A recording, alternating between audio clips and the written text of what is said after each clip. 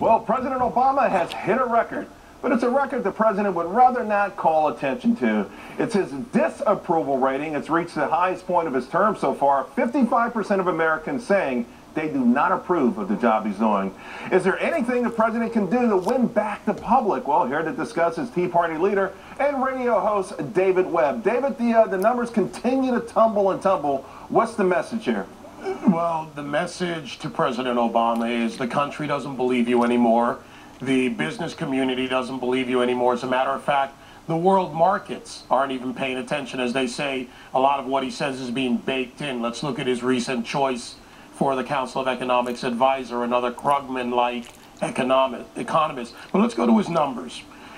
Rasmussen poll, which uses likely voters, where the president is going to have a more critical, or any candidate going to have a more critical look, has him with a negative 19, between 22% who approve of this. This is actually probably the worst thing that could happen to Obama coming out of a weak August, out of the recent debt ceiling battle, and our 9th speech on jobs. But what about this idea, though? Okay, the president gives a speech next week. The economy is what it is. Let's say 9.1% unemployment. And a year from now, it's 8.5%.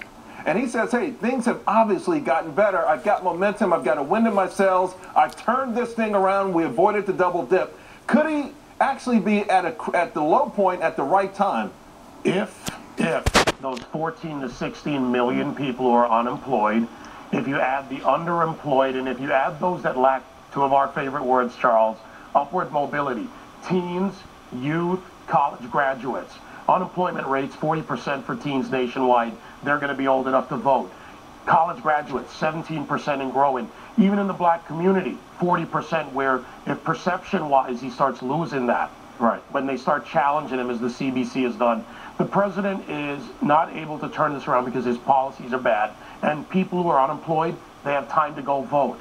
How does he do that? Because he had the bus tour. He went to 4 cities. They were overwhelmingly white towns in the Midwest. You had a lot of people in the Congressional Black Caucus. Andrew Young, over the weekend, he came out. And how does he get his core group of constituents who really, for the most part, may be clamoring for more government intervention to back him? In other words, if the black excitement isn't there come next year, then there's no way he can be reelected. That, and because of the 12% of the population, blacks heard him perceptually, that translates to what I call the white liberal, the majority.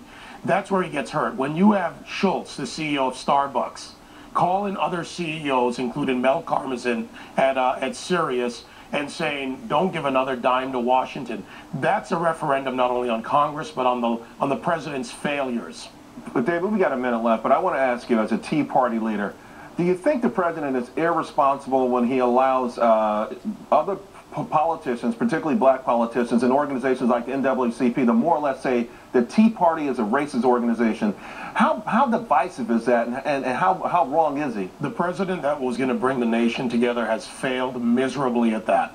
And now he's being taken on even within the black sectors. But this is a battle of left versus right, of progressive versus free market capitalism.